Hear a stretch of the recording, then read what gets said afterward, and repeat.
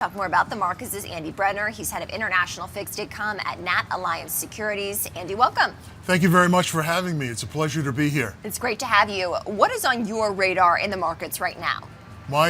What's on my radar is the weakening U.S. economy. I think the payrolls number was awful.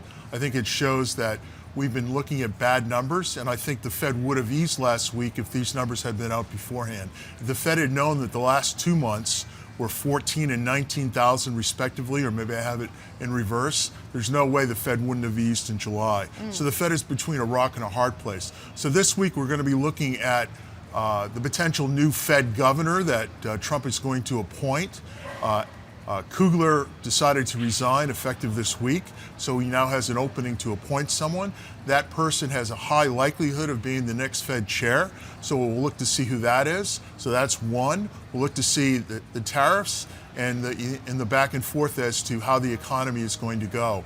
I mean, I just don't think markets are really caught up to the fact how bad the economy is, how the unemployment is really soaring, and the Fed is going to have to move. We anticipate 3 cuts between now and the end of the year: September, October, and December. So that will be 75 basis points lower. The market is building over 90% probability for September, and in about halfway there for the 3 cuts. Okay. But we think it will be 3 cuts. So then let's talk about how you anticipate the markets will be responding to the economic data that we got of late. They're higher today, equities at least. How do you foresee that evolving in the coming weeks? You know, the month of August and the month of September are 2 of the worst months for equities of the 12 months of the year.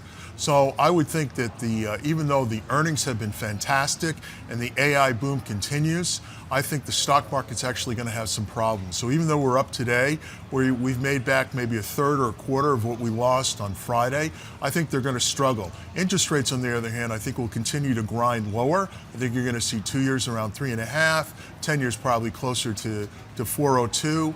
And I do think that will eventually help the equity markets, but it might be a struggle for the next week. So the economic data that we got on Friday in terms of the jobs report was backward looking, right? 3 months of below expected job gains, that is, yet still job gains for the economy. What does that portend about how the economy and what the data could tell us for the month of August and the fall? Well, I think the biggest problem that the Department of Labor has is trying to calculate the way they're doing things like they've done in the past. And while I don't agree with Trump's rationale for firing the head of the statistics for the Department of Labor, we've seen flaws in the Department of Labor for a long time. So hopefully they'll get it better. So I think it's going to continue to show a lack of hiring. I think the 16 to 24-year-old area has unemployment over 10%. Everyone I know whose kids are graduating college are having a little bit of difficulty. Some are getting jobs, of course, but it's a lot of difficulty. And I think the whole economy is continuing to slow. But let me be clear, I do not foresee a recession. That is not in my cards.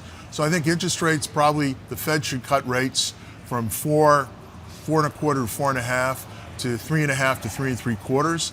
I don't think they should do an off-cycle cut. I don't think they should do a 50 basis point cut, but I'm be very pleased. 3 cuts, 3 last meetings of the year. Okay, so what does this mean for inflation? Inflation's going to be a problem. It's going to continue to grind a little bit. I mean, the tariffs are a double-edged effect. You know, they do raise prices. You see a lot of companies having to raise prices, but it's also tariffs are deflationary. So I do think that the economy is going to slow down based on the tariffs. So it's a double-edged sword.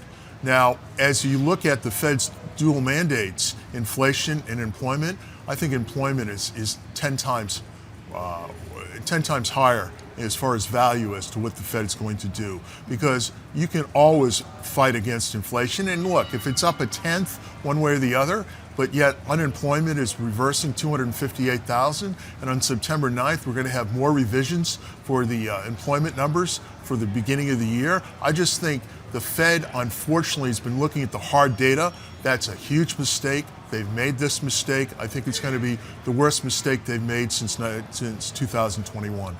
When, of course, the Fed chair dubbed inflation transitory. That was the last bad mistake. This is not as bad as that, but you know, the Fed has 7, 8, 900 PhDs. You're trying to tell me they couldn't see, all the problems in the Department of Labor? They couldn't see all the street numbers. They couldn't look at ADP and whatever, but they wanted the labor hard data. And the Labor Department has said that, they only have 30% accuracy the first month, and then they revise it. They get 60% accuracy the second month, and then closer to 100% accuracy the third month. The Fed's looking at it live, and they've made one mistake after another. The Fed should not be looking at the hard data of employment. Or at least not as much as they have been. I do want to go back to your earlier comment. You've given us, a good take here, your take on the state of the economy and where we go from here. You mentioned perhaps some volatility, if nothing more than seasonality factors, plus some of this recent data in August and September. Does that portend a 5%, 10% pullback in equities? What do you anticipate transpiring? We see a 10% pullback in equities between now and the first week of October. I can't tell you exactly when it's going to be. I can't tell you if Friday was the start of it. But I do think from the highs of equities, 6,400 per se, I think you're going to have a 10% correction. I don't think it's going to be severe. It's probably going to be a buying opportunity. But nonetheless, I do see a correction. It's just the math. It's just the seasonals. Again, August, September, bad for equities.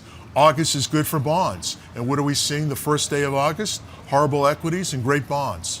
So that's what I think is going to happen. All right. Andy Brenner joining us here in studio. Andy, thank you so much. Thank you for having me. He's the head of international fixed income at NatAlliance Securities. We appreciate it. Up next, some